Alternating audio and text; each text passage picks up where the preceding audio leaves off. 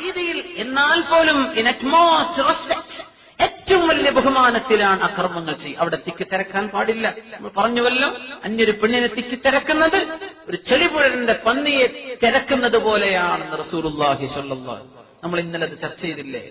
ഹറമൈൻ ഒരിക്കലും പറ്റില്ല. കണ്ണുകൾ താഴ്ത്തി അവിടെ മുഖവും മുൻകൈയും പെണ്ണുങ്ങൾക്ക് തുറന്നു വെക്കണം, മൂടാൻ പാടില്ല. അവിടെ കണ്ണുകൾ സൂക്ഷിക്കണം. ഹറാം, നമ്മൾ പരിശുദ്ധ ഹറാമിന്റെ വേഷത്തിലാണ്, ഹറാമിന്റെ അവസ്ഥയിലാണ്.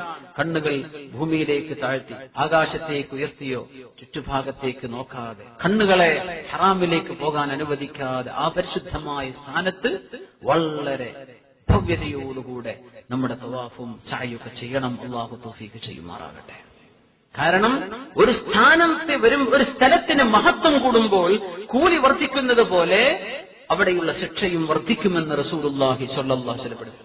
നമ്മൾ ആകെ ശ്രദ്ധിക്കേണ്ട നമ്മുടെ ചെരുപ്പ് പോകുമില്ലേ? ശ്രദ്ധിച്ച് നമ്മളെ പോയ ആളുകൾക്ക് അറിയാം, ചെരുപ്പ് തൂക്കിപ്പിടിച്ച് നടക്കുകയാണ്. ചെരുപ്പ് വെക്കാൻ അതിനുള്ളിൽ സൗകര്യം, അത് ഹറമിന്റെ ഖാദിമീങ്ങളായ ആളുകൾ, അവിടുത്തെ ഭരണാധികാരി ചെയ്യുന്നൊരു സൗകര്യമാണ്. കൊണ്ടുപോയതോ വെച്ചുകൊണ്ടോ കുഴപ്പമില്ല. നമുക്ക് നമ്മുടെ നല്ല ചെരുപ്പൊക്കെ റൂമിൽ വെച്ചിട്ട് ഏതെങ്കിലും ഒരു ചെരുപ്പിട്ട് പള്ളിയുടെ പുറത്തത് വെച്ചിട്ട് അതൊക്കെ വിടിയും. അവിടെ ചെരുപ്പല്ല വിഷയം. ഹറമിന്റെ പള്ളിയിലേക്ക് നമ്മൾ കാലുകൊണ്ട് ബാത്റൂമിലേക്ക് പോകുന്ന ഈ ചെരുപ്പ് അല്ലാഹുവിന്റെ പള്ളിന്റെ ഉള്ളിൽ നമ്മൾ എങ്ങനെ കൊണ്ടുപോകും? ഇത് ചിന്തിക്കുക. മസ്അലിൻ ഫിഖ്ഹല്ല ഞാൻ പറയുന്നത്. ആ വിഷയം എന്താണ് നമ്മൾ മനസ്സിലാക്കുക. എന്താണ് അല്ലാഹുവിന്റെ ഹറം? 1,00,000 അല്ലാഹു കൂലി തരാമെന്ന് പറഞ്ഞ ഒരു സ്ഥലത്തേക്ക് നമ്മൾ ഇഷ്ടപ്പെടാത്തൊരു അഴുക്കുള്ള സാധനം കഅബ വരെ കൊണ്ടുപോകണോ? പള്ളിന്റെ ഉള്ളിൽ കൊണ്ടുപോയി വെക്കണോ? സല്ലു അലൻ നബി മുഹമ്മദിൻ വആലിഹി اللهم صل سيدنا محمد وعلى آل سيدنا محمد وبارك وسلم عليه. عبد الله بن عمر رضي الله عنه, ഉമർ റളിയല്ലാഹു അൻഹുവിന്റെ മകനാണ്. അവർക്കൊരു വീടുണ്ടായിരുന്നു ഹറമിന്റെ ഉള്ളിൽ, അല്ല, ഒരു പള്ളിയുണ്ട് ഹറമിന്റെ ഉള്ളിൽ. വീട് ഹറമിന്റെ പുറത്താണ്. ഹറം എന്ന് പറഞ്ഞ വിശാലമായ പ്രദേശമാണ്. നമുക്കറിയാം, ജിദ്ദയിലേക്ക് നമ്മൾ വരുന്ന സമയത്ത്, ജിദ്ദയോടടുക്കുന്ന സമയത്താണ് ഹറമിന്റെ ഹുദൂദുൽ ഹറം, ഹറമി മക്ക, മക്കയുടെ ബോർഡർ എന്ന് കാണിക്കുന്ന ഭാഗം കുറേയങ്ങ് പോന്നിട്ടാണ്. അബ്ദുല്ലാഹ് ബിൻ ഉമർ റളിയല്ലാഹു അൻഹുമ വീട് വെച്ചത് ഹറമിന്റെ പുറത്ത്, പള്ളി വെച്ചത് ഹറമിന്റെ ഉള്ളിൽ. അപ്പൊ ആളുകൾ ചോദിച്ചു, നിങ്ങൾക്ക് ആ വീടും കൂടെ പള്ളിന്റെ അടുത്തേക്ക് കൊണ്ടുവന്നാൽ വളരെ അടുത്ത് സൗകര്യമായിരുന്നില്ലേ? നിങ്ങൾ എന്തേ അങ്ങനെ ചെയ്തത്? എന്താ മറുപടി? എനിക്കറിയാം, ഇബാദത്തിന് കൂലി ഹറമിൽ കൂടുതലാണ്. ഇബാദത്തിന് അല്ലാഹു ലക്ഷക്കണക്കിന് കൂലി തരുന്ന പ്രദേശമാണ് ഹറം. പക്ഷേ ഞാൻ എന്റെ വീട് ഹറമിന്റെ ഉള്ളിൽ കൊണ്ടുവന്ന് വെച്ചാൽ, അനാവശ്യ വർത്തമാനങ്ങൾ ഞാൻ പറഞ്ഞാൽ, എന്റെ ഭാര്യയോ കുട്ടികളോ പറഞ്ഞാൽ, അത് അല്ലാഹുവിന്റെ ഹറമിൽ വെച്ച് പറയലാകില്ലേ? അതുകൊണ്ട് അതിന്റെ കുറ്റവും കൂടുതലാണ്. അതുകൊണ്ട് എന്റെ വീട് ഹറമിന്റെ ഉള്ളിൽ വേണ്ട, പള്ളി മതി, ഞാൻ താമസം ഹറമിന്റെ പുറത്തായിക്കോട്ടെ എന്ന് നിശ്ചയിച്ച മഹാനാണ് അബ്ദുല്ലാഹി ബിൻ ഉമർ റളിയല്ലാഹു അൻഹു, ഉമർ തങ്ങളുടെ മകൻ. അപ്പൊ നമ്മൾ മനസ്സിലാക്കണം, നമ്മൾ മക്കയിലെ മുഴുവൻ ഹോട്ടലുകളും കിടക്കുന്നത് ഹറമിന്റെ ഉള്ളിലാണ്. മക്കയിലെ മാർക്കറ്റ് മുഴുവൻ, മക്കയിലെ ആ പ്രദേശം ഒരു പിടി സ്ക്വയർ കിലോമീറ്റർ കിടക്കുന്നത് ഹറമിന്റെ ഉള്ളിലാണ്. റൂമിൽ ചെന്നിട്ട് കുറച്ച് തമാശയൊക്കെ പറഞ്ഞേക്കാം. അരുത് മുഅ്മിനീങ്ങളെ, സ്വഹാബത്തെ ഹറമിന്റെ അപ്പുറം പോയിട്ട് വീടുണ്ടാക്കിയത്. സുബ്ഹാനല്ലാഹ്, ഉള്ളെന്ന് പറഞ്ഞാൽ ഗൗരവമാണ്, അല്ലേ? തത്തുല്യമായ സംഭവം ഇമാമുന റാസി റളിയല്ലാഹു അൻഹു സൂറത്തുൽ ഖദർ ഇന്നാ അൻസൽനാഹു ഫീ ലൈലത്തുൽ ഖദർ വിശദീകരിച്ചപ്പോൾ പറഞ്ഞിട്ടുണ്ട്. എന്താണ്? അലി റളിയല്ലാഹു അൻഹു വിളിച്ചിട്ട് നബി തങ്ങൾ പറയാ, അലിയേ, ആ ഉറങ്ങിക്കിടക്കുന്ന മനുഷ്യനോടൊന്ന് എഴുന്നേറ്റ് വുദു എടുക്കാൻ വേണ്ടി പറയണം എന്ന് റസൂലുള്ളാഹി സ്വല്ലല്ലാഹു അലൈഹി വസല്ലം. സംഭവം ഇതാണ്. അല്ലാമ റാസി റളിയല്ലാഹു അൻഹു ആണ് ഈ സംഭവം തഫ്സീറിൽ ഉദ്ധരിച്ചത്. ഒരാളിങ്ങനെ ഉറങ്ങിക്കിടക്കുകയാണ്. അപ്പൊ നബി സല്ലല്ലാഹു അലൈഹി വസല്ലം തങ്ങൾ അലി റളിയല്ലാഹു അൻഹു വിളിച്ചിട്ട് പറയുന്നു, അലിയെ, ആ മനുഷ്യനോട് നിങ്ങൾ പോയിട്ട് വുദു എടുക്കാൻ വേണ്ടി പറയണം. അലി റളിയല്ലാഹു അൻഹു അയാളെ വിളിച്ചു. അയാൾ എഴുന്നേറ്റ് പോയി വുദു എടുത്തു വന്നു. അലി റളിയല്ലാഹു അൻഹു തിരിച്ചു വന്ന് ചോദിച്ചു, യാ റസൂലല്ലാഹ്, അല്ലാഹുവിന്റെ റസൂലേ, അൻത സബ്ബാഖുൻ ഇലൽ ഖൈർ, നിങ്ങൾ ഖൈറിലേക്ക് വളരെ പെട്ടെന്ന് പോകുന്ന ആളല്ലേ? ഒരു നന്മ അത് ആദ്യം ചെയ്യുന്ന ആളല്ലയോ നബിയെ അങ്ങ് സ്വല്ലല്ലാഹു അലൈഹി വസല്ലം? എന്തേ ഇപ്പൊ ഇയാളെ വിളിച്ച് വുദു എടുപ്പിക്കുക എന്ന് പറഞ്ഞൊരു കൂലുള്ള കാര്യമാണല്ലോ. നിങ്ങളൊന്ന് വുദു എടുക്കണം എന്ന് പറയുന്നത്. അതെന്തേ അങ്ങ് എന്നെ ഏൽപ്പിച്ചത്? അതെന്തേ അങ്ങ് തന്നെ പറയാതിരുന്നത് എന്ന് ചോദിച്ചു. നിങ്ങളാണല്ലോ അത് ഏറ്റവും ആദ്യം ചെയ്യുക നബിയെ സ്വല്ലല്ലാഹു അലൈഹി വസല്ലം. എന്താ അവിടുത്തെ ഹബീബ് കൊടുത്ത മറുപടി? അലിയെ, നിങ്ങൾ അയാളെ ഒദു ചെയ്യാൻ വേണ്ടി വിളിച്ചാൽ, ഉറങ്ങണ മനുഷ്യനാണ്, എഴുന്നേറ്റ് എന്നെ കൊണ്ടാവില്ല എന്ന് പറഞ്ഞാൽ അയാൾ ഇസ്ലാമെന്ന് പുറത്തു പോവോ? ഇല്ല. അയാളൊരു തെറ്റ് ചെയ്തു. ഞാൻ അയാളെ വിളിക്കുകയും പോയി ഒദു കൊടുക്കണമെന്ന് ഞാൻ അയാളോട് പറയുകയും ചെയ്ത് ആ മനുഷ്യൻ എന്നെ കൊണ്ടാവില്ല എന്ന് പറഞ്ഞാൽ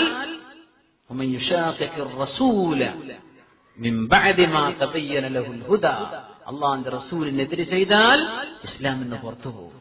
റഹ്മത്തൻ ബിഹി, ആ മനുഷ്യനോടുള്ള റഹ്മത്ത് കൊണ്ടാണ് ഞാൻ ചെന്ന് വിളിക്കാതിരുന്നത്, നിങ്ങളോട് വിളിക്കാൻ പറഞ്ഞത്. എങ്ങാനും അയാൾ എഴുന്നേറ്റില്ലെങ്കിലും ഇസ്ലാം എന്ന് പുറത്തു പോകില്ലല്ലോ. ഞാൻ പറഞ്ഞത് അനുസരിക്കാതിരുന്നാൽ അയാൾ ഇസ്ലാം എന്ന് പുറത്തു പോകും. അതുകൊണ്ടാണ് ഞാനത് ചെയ്യാതിരുന്നതെന്ന് റസൂലുള്ളാഹി സ്വല്ലല്ലാഹു അലൈഹി വസല്ലം. എന്താ അതിലെ പാഠം? പറയുന്ന ആൾ, ചെയ്യുന്ന സ്ഥലം, ചെയ്യപ്പെടുന്ന സമയം, ഇതിനൊക്കെ കൂലി കൂടുന്ന പോലെ അതിൽ തിന്മകൾക്കുള്ള ഗൗരവവും കൂടുതലാണ്. അള്ളാഹു നമുക്ക് മനസ്സിലാക്കാൻ തൗഫീഖ് ചെയ്യുമാറാകട്ടെ. അള്ളാഹ് പരിശുദ്ധ ഹറമൈനിയിലേക്ക്, പരിശുദ്ധ മക്കയിലേക്ക് നമ്മൾ വരിക. ഇബ്രാഹിം നബി അലൈഹിസ്സലാമിനെയാണ് ഓർമ്മിപ്പിക്കുന്നത്. ഒരുപിടി പാഠം അത് തന്നെയാണ്. നല്ലൊരു കുടുംബല്ലേ ഇബ്രാഹിം അലൈഹിസ്സലാമിന്റെ കുടുംബം. അള്ളാഹു വിളിച്ചപ്പോ വന്നതാണ്. നമ്മളൊക്കെ നാട്ടിൽ നിന്ന് യാത്ര ചെയ്ത് ഇവിടുന്ന് ബസ്സിലോ അല്ലാതെയോ നമ്മൾ ഹറമൈനിലേക്ക് എത്തുകയാണ്. അള്ളാഹു ഇബ്രാഹിം നബി അലൈഹിസ്സലാമിനെ വിളിച്ചത് എവിടുന്നാ?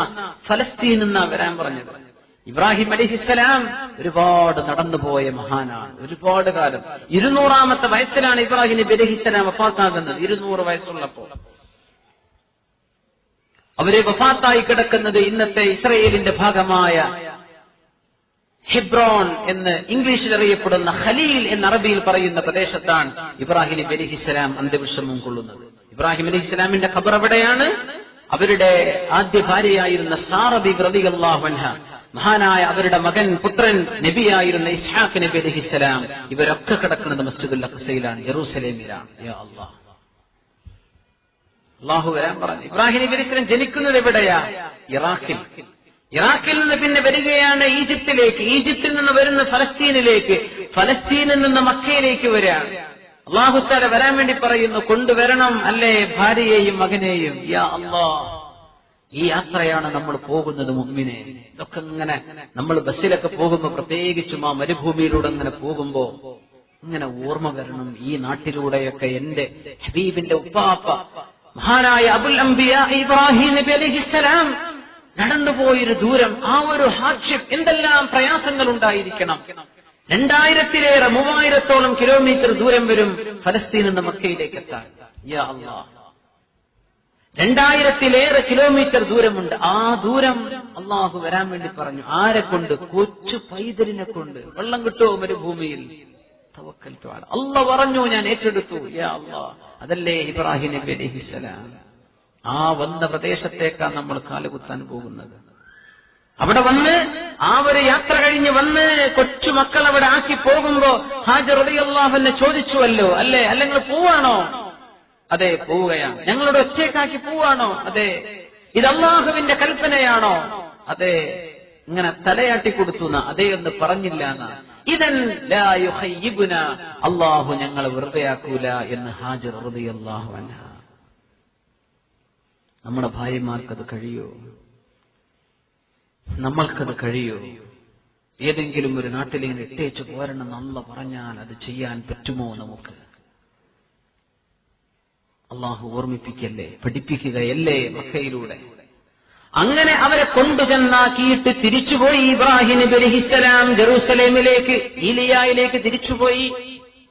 ഇബ്രാഹിം അലൈഹിസ്സലാമിന്റെ പുത്രൻ ഇസ്മായിൽ നബി അലൈഹിസ്സലാമിൽ ഓടിച്ചാടി നടക്കുന്ന സമയമായപ്പോഴാണ് രണ്ടാമതൊരു വരവ് വരുന്നത്. ആ വരവിലാണ് ഇബ്രാഹിം നബി അലൈഹിസ്സലാമിനോട് അല്ലാഹു പുത്രനെ റബ്ബിന് വേണ്ടി സമർപ്പിക്കാൻ പറയുന്നത്, ബലിയെറുക്കാൻ വേണ്ടി പറയുന്നത്. രണ്ടാമത്തെ യാത്ര വന്നു, തിരിച്ചുപോയി. ആദ്യത്തെ യാത്ര വന്ന് തിരിച്ചുപോയി 4000-ലേറെ കിലോമീറ്റർ, 5000 കിലോമീറ്റർ ചുവേ കണക്കാക്കാം. രണ്ടാമത്തെ യാത്രയും ഒരു 5000 കിലോമീറ്റർ, 10,000 സഞ്ചരിച്ചു. ഇപ്പോ പിന്നെ വന്ന് ഒരുപിടി വർഷങ്ങൾക്ക് ശേഷമാണ് ഇബ്രാഹിം നബി അലൈഹിസ്സലാം കഅബ പടുത്തുയർത്താൻ വേണ്ടി വരുന്നത്. അന്ന് ഇസ്മായിൽ നബി അലൈഹിസ്സലാമിന് വലിയ വലിയ കല്ലുകൾ ചുമക്കാനുള്ള പ്രായമായിട്ടുണ്ട്. ആ സമയത്ത് വന്നിട്ടുണ്ട് ഇബ്രാഹിം നബി അലൈഹിസ്സലാം. യാ അല്ലാഹ്, ഫഇദാ ബലഗ മഅഹു സഅയ, ഓടിച്ചാടി നടക്കുന്ന കാലത്ത് അറക്കാൻ വേണ്ടി പറയുന്നത് സഅയ്. സുബ്ഹാനല്ലാഹ്, തിരിച്ചു വന്നു. പിന്നെയും തിരിച്ചുപോയി ആ കർമ്മങ്ങളൊക്കെ ചെയ്തു. അല്ലെ, ഇന്നത്തെ അറഫയും മുസ്ദലിഫയും മിനായും ഇബ്രാഹിം നബി അലൈഹിസ്സലാം മകൻ അറുക്കാൻ കൊണ്ടുപോയ സ്ഥലങ്ങളല്ലേ? യാ അല്ലാഹ്, അവിടെയല്ലേ ജംറകൾ കിടക്കുന്നത്? ജംറത്തുൽ ഊലയും ജംറത്തുൽ വുസ്തയും ജംറത്തുൽ സുഗറയൊക്കെ കിടക്കുന്നത് എവിടെയാണ്? ഇബ്രാഹിം നബി അലൈഹിസ്സലാം മകൻ അറുക്കാൻ വേണ്ടി കൊണ്ടുപോയപ്പോ പിശാച് പിന്തിരിപ്പിക്കാൻ വേണ്ടി വന്ന സ്ഥലത്ത് ഇബ്രാഹിം അലൈഹിസ്സലാം അവനെ അട്ടിയോടിക്കാൻ ശ്രമിച്ച പ്രദേശത്താ നമ്മളോട് അല്ലാഹു കല്ലെറിയാൻ വേണ്ടി പറയുന്നത്. ഓർക്കണം, അവിടെ ഉംറക്ക് പോകുമ്പോ നമ്മളെ പ്രദേശമൊക്കെ ബസ്സിലൊക്കെ ഒന്ന് കാണിച്ചൊരു ഉസ്താദുമാർ, ഇതൊക്കെയാണ് ജംറയുടെ സ്ഥലം. സുബ്ഹാനല്ലാഹ്. അപ്പൊ ഓർമ്മ വരണം, അവിടെ 70 അമ്പിയാക്കന്മാർ അന്തർവിഷമം കൊള്ളുന്ന പള്ളിയുണ്ടവിടെ, മസ്ജിദ് ഖൈഫ്. സുബ്ഹാനല്ലാഹ്. ഇബ്രാഹിം നബി അലൈഹിസ്സലാമിന്റെ കാൽപ്പാടുകളുള്ള പ്രദേശമാണ്. കുറെ കാലങ്ങൾക്ക് ശേഷം ഇസ്മായിൽ നബി അലൈഹിസ്സലാം അവിടുന്ന് കല്യാണം കഴിച്ചു. യമനികളായ ജുർഹും ഗോത്രത്തിലെ ഒരു പെണ്ണിനെ കല്യാണം കഴിച്ചു. ഇബ്രാഹിം നബി അലൈഹിസ്സലാം പിന്നെയും വന്നു, കാണാൻ വേണ്ടി വന്നു. എത്രയായിപ്പോ, എത്രയായിരം കിലോമീറ്ററുകളായി. തിരിച്ചു വന്നു ഇബ്രാഹിം അലൈഹിസ്സലാം. അങ്ങനെ വീട്ടിലേക്ക് വന്നു. മോനുണ്ട് അവിടെ? ഇല്ല, മോനില്ല. ഭാര്യയോട് ചോദിച്ചു, മകനെവിടെ, മകനെവിടെ, നിങ്ങളുടെ ഭർത്താവ് എവിടെയെന്ന് ചോദിച്ചു. അപ്പോ പുറത്തു പോയതാണെന്ന് പറഞ്ഞു. കൈഫ ഐശുക്കും, എങ്ങനെയുണ്ട് ജീവിതം? അവര് പറഞ്ഞു, ഭയങ്കര പ്രയാസത്തിലാണ്, കഷ്ടപ്പാടാണെന്ന് പറഞ്ഞു ഭാര്യ. തിന്നാനും ഒന്നുമില്ല, ഭക്ഷിക്കാനും ഒന്നുമില്ല, ഭയങ്കര കഷ്ടപ്പാടാണ്. എന്നാൽ നിങ്ങളുടെ ഭർത്താവിനോട് പറയണം, വാതിലിന്റെ അച്ചപത്തൊന്ന് മാറ്റണമെന്ന് പറഞ്ഞേക്കണം, വാതിൽ കട്ടിലെന്ന് മാറ്റാൻ പറയണം കേട്ടോ എന്ന് പറഞ്ഞു. വാതിൽ കട്ടിൽ മാറ്റിയേ. ഇസ്മായിൽ അലൈഹിസ്സലാം വന്നപ്പോ ഭാര്യ പറഞ്ഞു കൊടുത്തു, ഇവിടെ ഒരു സ്ട്രേഞ്ചർ, ഒരാൾ വന്നിരുന്നു, അപരിചിതൻ വന്നു, നിങ്ങളെ ചോദിച്ചു, നിങ്ങളോട് സലാം പറഞ്ഞ് ഏൽപ്പിച്ചു പോയി, വാതിൽ കട്ടിൽ മാറ്റാൻ പറഞ്ഞിട്ടുണ്ട്. അല്ലാഹ് നബുവത്തിന്റെ പ്രകാശം കിട്ടാൻ പോകുന്ന മകനാണ് ഇസ്മായിൽ നബി അലൈഹിസ്സലാം. വന്നത് വാപ്പയാണെന്നറിഞ്ഞു. വാപ്പയുടെ വാക്കിന്റെ ലക്ഷ്യം ഇസ്മായിൽ നബി അലൈഹിസ്സലാമിന്റെ ബോധ്യപ്പെട്ടു. ഭാര്യയെ അവളെ ത്വലാഖ് ചൊല്ലി, അവളെ നിങ്ങൾ പറഞ്ഞയച്ചേക്കണം, ഈ പെണ്ണ് നിങ്ങൾക്ക് യോജിക്കൂല എന്ന് വാപ്പ പറയുകയായിരുന്നുവെന്ന് ഇസ്മായിൽ നബി അലൈഹിസ്സലാം മനസ്സിലാക്കി. അവളെ പറഞ്ഞയച്ചു. നമ്മൾ തമ്മിൽ യോജിച്ചു പോകാൻ കഴിയില്ലെന്നാണ് എന്റെ ഉപ്പയാണ് പറഞ്ഞത്, ഞാൻ നിന്നെ ത്വലാഖ് ചൊല്ലുകയാണെന്ന് പറഞ്ഞു. അവളെ ത്വലാഖ് ചൊല്ലി വേറെ കല്യാണം കഴിച്ചു. പിന്നെയും മകനെ കാണാൻ വന്നു ഇബ്രാഹിം നബി അലൈഹിസ്സലാം അള്ളാഹുവിന്റെ പുണ്യഭൂമിയിലേക്ക്. യാ അല്ലാഹ്, എത്ര വരവാണ് വരുന്നത്! ആ വരവിലും വീട്ടിലേക്ക് അന്വേഷിച്ച് ചെന്നു. ഭർത്താവുണ്ടോ എന്ന് ചോദിച്ചു, ഇല്ല. ഭാര്യയോട് ചോദിച്ചു, എങ്ങനെയുണ്ട് ജീവിതം? ഫീ ഖൈറിൻ വല്ലാഹ്, ഞങ്ങൾ വളരെ സന്തോഷത്തിലാണ്, പ്രയാസങ്ങളൊന്നുമില്ല. ഇവിടെ നല്ല പ്രയാസമുണ്ട്, പക്ഷെ അവൾ ക്ഷമയുള്ള ഭാര്യയായിരുന്നു. അപ്പൊ പറഞ്ഞു, ഭർത്താവിനോട് പറഞ്ഞേക്കണം, വാതിൽക്കട്ടിൽ അങ്ങനെ നിന്നോട്ടെ എന്ന് പറഞ്ഞേക്കണം എന്ന് പറഞ്ഞ് തിരിച്ചുപോയി ഇബ്രാഹിം നബി അലൈഹിസ്സലാം. നിങ്ങളൊന്ന് ആലോചിച്ചു നോക്കി, ആ മകനെ കാണാൻ വേണ്ടി ഒന്ന് കാണാൻ കഴിയാതെ തിരിച്ചു പോകുന്ന അവസ്ഥ, ഒരു പിതാവിന്റെ വേദന കണ്ടില്ല. പക്ഷേ കാര്യം മെസ്സേജ് കൈമാറി കൊടുത്തു. അപ്പൊ ഉറപ്പിച്ചു, ഈ ഭാര്യയെ, ഇവൾ അള്ളാഹുവിന് ഇഷ്ടമാണ്, എന്റെ ഉപ്പാക്ക് ഇഷ്ടമായി, ഇവൾ എനിക്ക് യോജിച്ചവളാണ്. ആ ഭാര്യയെ നിലനിർത്തുകയായിരുന്നു ഇസ്മായിൽ നബി അലൈഹിസ്സലാം. അവരിലൂടെ ജനിച്ച പുത്രനാണ് അഷ്റഫുൽ ഖൽഖ് സ്വല്ലല്ലാഹു അലൈഹി വസല്ലം.